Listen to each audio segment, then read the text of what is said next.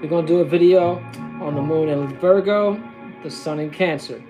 Go get into it. This is third person, Metaphor 77, off the Origins album. We finna kick it. You heard? Conscious in pursuit of president, speaking dollars, that's my precedence. Elevated, overthrow the president, flowing better than it's ever been. A young Anglo-American, golly, how we swiftly mix the recipe and the custody belief. How I vibrate, I'm zoning, found myself. A with the vision, Heaven, elemental, periodic verse, hidden inside 47. You'll be astonished, chronic oop-a-dope, smoking out my lungs. Pack a punch, that's sour weed, make my eyes bleed. Broken vision picture like my elemental malice, Mary package hell is green, make my chakras balance. Truly want a lady, but I'm blessed. Truly want to thank ya. Truly want to thank ya to my creator. Memakati, love renaissance to the fullest. It's all love from up above. Switching lanes, creeping on the wheel again to the fifth dimension. Facing whole 7 in a sit-in. Indian style, do. Crippin' blood united too. But don't pass, Trump the blunt, fool. South of a killing concerts. Inspire me to drop the bomb first. On these fish made elitists and they golden, truly golden leaders. But it's gangland, so grab a heater. Cold as Alaska, we all King Kunta to these martial law pursuers. Another dead by police or interracial beef.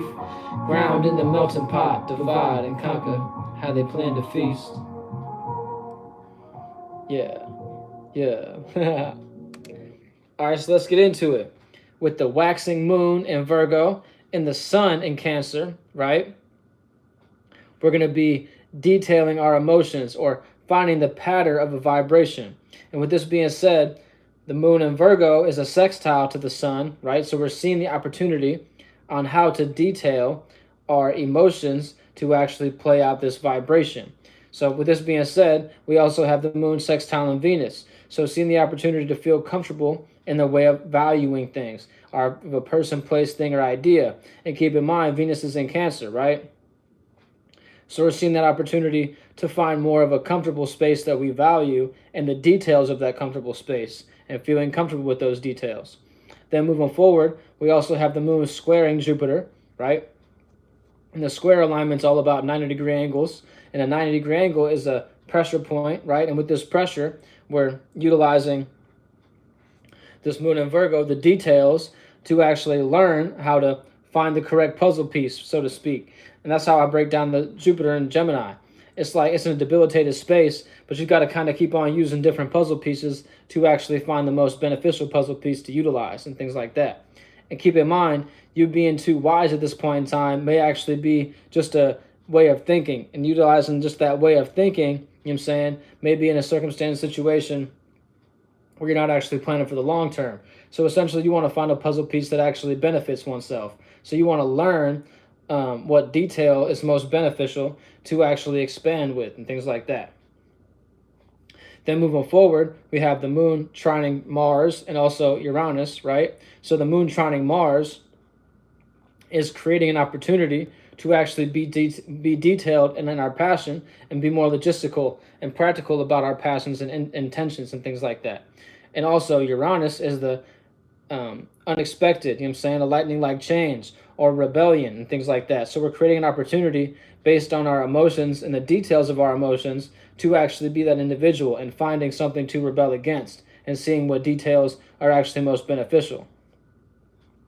And then moving forward, the moon is also in conjuncting Pluto, right? So the in conjunction is a 150-degree angle, which is a misunderstanding. So with the moon in conjuncting Pluto, we're misunderstanding how to actually have our deep transformation and change be utilized with our, you know what I'm saying, details of our emotions. So we're trying to be so detailed about our emotions that we actually don't see that we're maybe misunderstanding that we need to transform certain things in our life and things like that.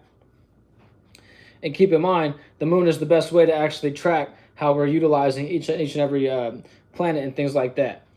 But yeah, moving forward, the moon opposing Neptune. Moon in Virgo is opposing Neptune and also Saturn, right?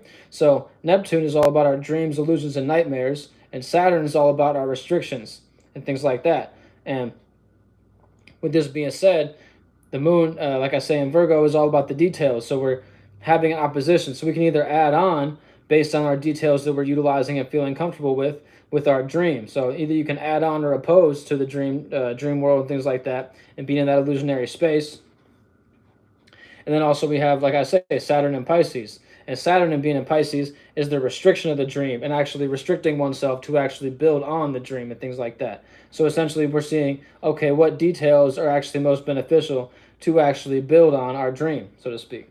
Or you can either oppose this restriction and say, okay, the details that I actually feel comfortable with, or the pattern that I'm comfortable with, I don't actually need to break. So essentially it's like you can either have your habits be benefiting, you know what I'm saying, your restriction and what you're building on, or you can have your habits actually be non-beneficial and be opposite Saturn, which would be like, I'm saying, you going out to the club and just having a good old time and adapting to this one circumstance and situation and not actually benefiting yourself for the long term.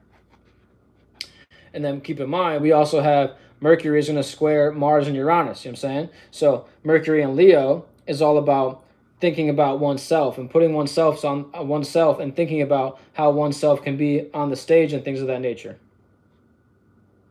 And with this being said, is squaring Mars is going to be all about learning how to think about our passions and things like that. So learning how to be passionate and logistical, you know what I'm saying, and things like that.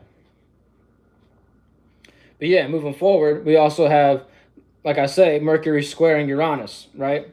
So Mercury squaring Uranus is also being in a, thinking and communicating, which is Leo, right? Thinking and communicating, which is Mercury, and then it being in Leo is thinking and communicating about us being on the stage and how to be on the stage and how to see oneself shine and things like that. And also squaring Uranus, like I say, that 90-degree angle is going to create that pressure in between that rebellion or our individuality and things like that. So based on thinking about oneself and putting oneself on the stage and thinking about how one can be on the stage, we're also thinking, okay, is this actually going to be beneficial in the long term, so to speak? Like the outer planets are all about like a longer alignment and things like that, a longer period of time in that space. So keep in mind, you don't want to actually be so narcissistic to a point where you're not only thinking about oneself, to the point where you're not actually thinking about how can I benefit the actual collective, so to speak, and how can I benefit my individuality. And to keep in mind, whenever you're rebelling and opposing something against something, you have to find something to rebel and oppose against. So you have to learn what is actually most beneficial to rebel and oppose against at this point in time and being that individual. So then moving forward, Mercury is also going to trine the North Node and Chiron. So the trine is a 120-degree angle, which is creating an opportunity, so or a gift, or creating a gift, so to speak. So we're going to have the gift to have our thinking about our purpose and things like that based on the North Node being in Aries and Mercury being in Leo. They're both fire signs, right? So they both have the same element. So it's creating that opportunity and giving us a gift to think about our purpose, so to speak. And then keep in mind, we also have it trining Chiron. And this Chiron energy being in Aries is all about the wounded healer of the individuality, you know what I'm saying? So our individuality is something we know that we have to stay in, you know what I'm saying, the right space, so to speak, and we're in that space. So with this being said, like being in that space of being an individual, we all know that people pretty much just hate what they don't understand, so to speak. But keep in mind, we're going to have Mercury also being in a fire sign, and fire signs burn through reality. So we're going to essentially have the gift to burn through reality based on our wounds and things like that. And things that actually kind of hurt us and things like that, we're going to see, okay, how can I actually benefit it based on my individuality? Then moving forward, we also have the Sun going to be sextile in Mars and Uranus, because Cancer is a sextile to, Taurus, right? I'm saying, with this being said, the Sun is all about the actions and seeing, taking action, so to speak. So we're going to take action and see the opportunity based on our actions to actually have our opportunities played out based on the intention. So we're going to have our being comfortable with being comfortable with taking actions, I'm saying, comfortability being Cancer, and like I said, the Sun being action. So we're seeing the opportunity to take action upon our intentions and things like that and our passions. So essentially we're going to be feeling comfortable based on our intentions at this point in time. And then moving forward, we also going to have the Sun being in Cancer, which is also sextile in Uranus, right? So taking action and being comfortable with oneself also helps you be that individual and have that individuality be played out. You know what I'm saying? But keep in mind that Uranus doesn't do too well in Taurus. And we've been preaching this the whole time. You know what I'm saying? Us astrologers, we've been trying to let y'all know that trying to ground your unique nature isn't actually like a very easy thing to do. So essentially, based on you feeling comfortable with oneself and comfortable with your actions, you are going to see the opportunity on how to be that individual and stabilize that individuality or that uniqueness or that rebellious nature of oneself, so to speak. Then keep in mind, we also have Lilith entering Libra. So with this being said, it's not going to be a direct square, but it is going to have a square with Lilith, right? So the sun is going to square Lilith, and pardon me, it's not going to be that direct square, but we're also going to feel that energy of learning how to be more comfortable and taking action in our most embarrassing moment, you know what I'm saying? Or our embarrassing relations and things like that, and our ways of communicating based on it being Libra. So essentially, we're taking action and we're learning how to be more relatable in our darkest moments, so to speak. Moving forward, we also have the sun trining Saturn and Neptune, right? Because they're both water elements, right? Because the sun is in Cancer and Saturn and Neptune are both in Pisces. So essentially, we're creating the opportunity to actually restrict oneself based on us feeling comfortable with our actions, so to speak, and building on that dream to actually have that restriction be something we could build upon, so to speak. So when you feel comfortable with your own actions and have that comfortability whenever you take action, you're essentially going to see that opportunity and that gift to actually have your dream be played out based on that. You know what I'm saying? And then we also, like I say, have Pisces being in Neptune. And Pisces being in Neptune is at home, right? So having this comfortability in oneself, essentially that dream will innately be played out. You're going to have the gift to actually have the dream be played out. Last but not least, we're going to have the sun in conjuncting Pluto, right? It's not going to be that direct in conjunction. But at the beginning of Cancer season, we experienced that. You know what I'm saying? We're going to have this energy continue to be played out based on, you know what I'm saying, Pluto being in that circumstance and situation and the sun still being in Cancer, right? So it's that misunderstanding between, okay, is our actions, is feeling comfortable with our actions actually benefiting ourselves based on things we need to transform. And keep in mind, you want to transform oneself before Pluto transforms you. So essentially, you may misunderstand with feeling too comfortable with your actions that actually this comfortability is kind of creating a complacency, so to speak. And keep in mind, Aquarius is all about that association and that scientist energy. So you may want to see like, okay, where do I misunderstand me taking action and my actual transformation? Is this action actually benefiting me in the long term, so to speak, is what you want to keep your mind on, you know what I'm saying? But yeah, moving forward with all this, you know what I'm saying, it's kind of funny how people like have opinions upon the actual facts of reality. Like I said in the last video, it's kind of funny how someone claimed that astrology is a belief. You know what I'm saying? And a belief is something that you actually have to believe. So is it a fact or a belief that the sun's in the sky? Is it a fact or a belief that the moon you can see every night? You know what I'm saying? Like these things you got to actually like think about. You know what I'm saying? It's just kind of funny. And I went ahead and clipped that up and put it on my story and everything like that. I thought that was pretty hilarious. But yeah, moving forward, you got to ask yourself, which like I say in the last video, do you believe that there's a flying spaghetti monster? Or do you actually see as a fact that there's just the sun in the sky? That's the question you got to ask yourself. Is the event of the sun actually occurring? Is there an event of a flying spaghetti monster in the sky? Something you got to ask yourself, like I say. But yeah, moving forward, we're going to go ahead and break down all the rising signs, right? So starting with Virgo, we're going to go all the way to Libra, right? So Libra is going to have, obviously, Virgo in the 12th house, but Virgo rising is going to have the moon being in their first house, right? And the moon in the first house is either feeling comfortable with your personal affairs and having this waxing moon at this point in time is going to be building, you know what I'm saying, this energy before we actually have that full moon. So you want to have this satisfaction in your personal life to the point where you can actually feel comfortable with oneself and things like that. So that way you can, whenever you move forward to the square, whenever we have the moon in Libra, that first quarter square, It's going to be that learning process of, do I actually feel comfortable relating and things like that, relating what I feel comfortable with. So essentially, you got to feel comfortable with oneself at this point in time to then in turn feel comfortable relating in those circumstance situations whenever we have that first quarter square.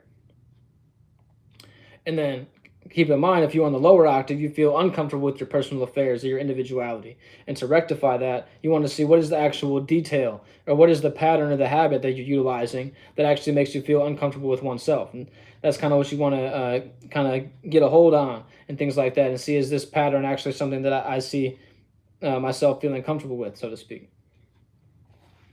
And then moving forward, the Leo rising is having the second house being in Virgo. And the second house in Virgo, and the second house is all about values of a person, place, thing, or idea. So essentially, do you feel comfortable with the people that you're around? Do you feel comfortable and do you value the places that you're in? Do you feel comfortable and do you value the ideas that you have in your mind and things like that? So essentially, you're seeing the opportunity to then take action upon that based on the sun in Cancer, and do you feel comfortable with those actions? And that's what you want to keep in mind. And if you're on the higher octave, you actually do feel comfortable valuing these details that you're utilizing. If you're on the lower octave, you feel uncomfortable with your values and things like that, and the people, places, and things that you're around. You can actually find stability. Keep in mind, Virgo is an earth sign, so earth is all about logistics and practicality.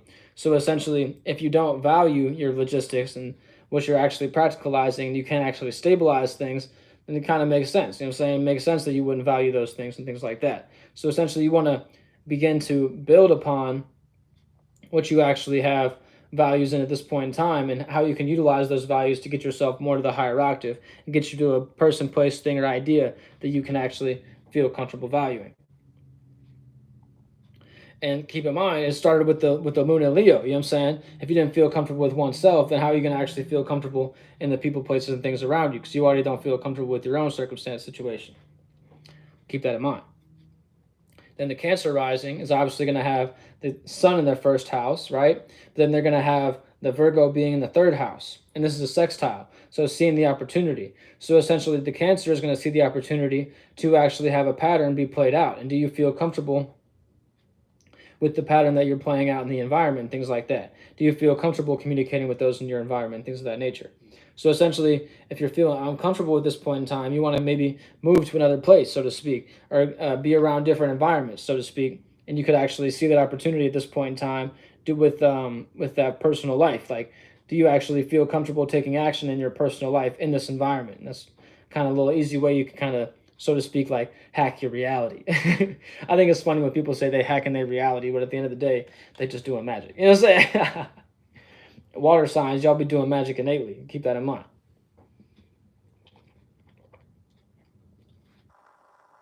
Yeah. Moving forward, the Gemini rising is going to have the fourth house being in Virgo, and the fourth house is all about your home, your heart, and your comfortability. And keep in mind, trying to get Gemini to actually sit in one space and stay in one space and keep their mind on one thing, it's not actually easy and things like that. So the Gemini, you want to find a space of comfortability and learn how to be more comfortable with your actual pattern within your home, or the pattern of what actually makes you feel more close to the heart space and things like that. I would say shout out to the peace dealer on this. You know what I'm saying? The Gemini peace dealer actually has this 33-day ritual that I recommend, which is actually connecting your heart space and things like that. So I recommend that one. You know what I'm saying? If y'all don't know the peace dealer, shouts out the peace dealer. You know what I'm saying? I salute all my fellow astrologers and things like that. But yeah, getting more to the point of it, I'm pretty much saying, like, on the higher octave, you feel comfortable in your home and you're learning from their actual comfortability in your home on the higher octave. Or on the lower octave, you want to rectify what's in your home and what makes you feel comfortable and things like that in your heart space. Maybe you need to actually clean things up, so to speak, Gemini, and stop being so scattered. And that's a way that you could actually put yourself on the higher octave and feel more comfortable in your home. Stop being so scatterbrained, and also stop being so scattered within your home and actually organize things. Keep in mind that the Virgo energy is all about the details and the routines and the patterns. And you know what I'm saying, you also want to keep in mind that Virgo is like, what you call that, a kind of like a clean freak, so to speak. So essentially, if you're not being a clean freak in your home, then it would make sense that things are all scattered and things like that, and they're actually not put in the proper order, so to speak. Like if you're looking for a movie in your home and you don't actually have them in alphabetical order, then you're not actually learning from the Virgo energy, and that's essentially what you want to learn from and utilize at this point in time, being that Gemini. And then moving forward, the Taurus rising is in that trine circumstance with Virgo. So they're having the gift to express themselves. So essentially, you feel comfortable with your expression on the higher octave, or you feel uncomfortable expressing yourself and things like that. So essentially, the details that you're having in you know what I'm saying, things that you want to put on the forefront and put on the stage, you either feel comfortable with that or you feel uncomfortable with that. It's pretty much simple as that. And with this being said, it's like be comfortable within oneself, and then you'll essentially innately be able to express oneself in a more comfortable manner. Moving forward, the Aries rising is having the sixth house being in Cancer, pardon me, in Virgo. Aries has the sixth house in Virgo, my fault. And with that being said, they have the fourth house being in Cancer. Yeah, that's just the facts of the facts of the matter.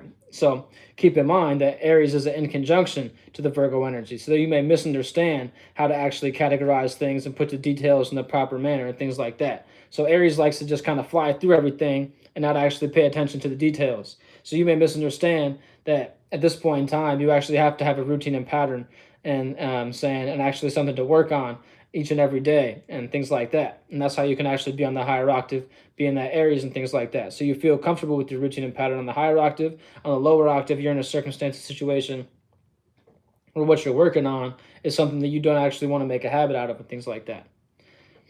Moving forward, the Pisces rising is having the seventh house being in Virgo, and the seventh house is in opposition, right, to the first house. So Pisces is opposite to Virgo, right? So you can either add on or oppose to your relations and things like that. So pretty much, do you feel comfortable in your relationships, higher octave, or do you feel uncomfortable relating at this point in time in the lower octave? And I would say for the Pisces, you just want to be in a circumstance, situation of like-minded individuals and things like that, and like see the details of these individuals before you actually go to relating and things like that. And that's how you can put yourself on the higher octave. Moving forward, the Aquarius is also in conjunction to the Virgo energy. So you may misunderstand that you actually need to transform even more at this point in time. Or you need to have a rebirth be played out in your circumstance, situation.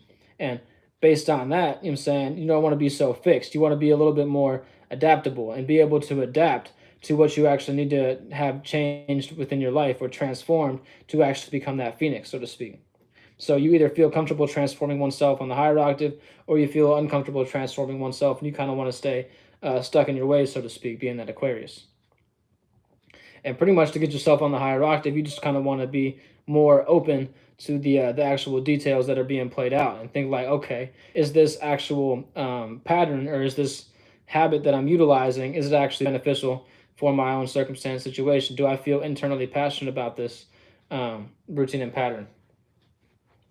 Moving forward, the Capricorn, based on being an earth sign, is a trine to the Virgo, right? So the Capricorn at this point in time is more in their experience or their morality and things like that. So they feel comfortable expressing their morality, so to speak, or they feel comfortable actually traveling at this point in time to a different detail and pardon me, traveling within their own mind or traveling externally, so to speak, within those details or being in a pattern of, okay, whenever I'm at this point in time, whenever we have this Virgo moon, do I actually feel comfortable traveling? Do I feel uncomfortable traveling? Do I feel comfortable with my morality at this point in time? It's the questions you kind of want to ask yourself. You're going to have the gift to create that opportunity to kind of be expressing your morality. And keep in mind, the ninth house is where Sagittarius is at. So, like, if you're able to actually preach your truth at this point in time, you're pretty much in that higher octave, and everybody's kind of comprehending and say, like, yeah, that is the innate truth, right? And keep in mind, Mercury is ruled by Virgo. And pardon me.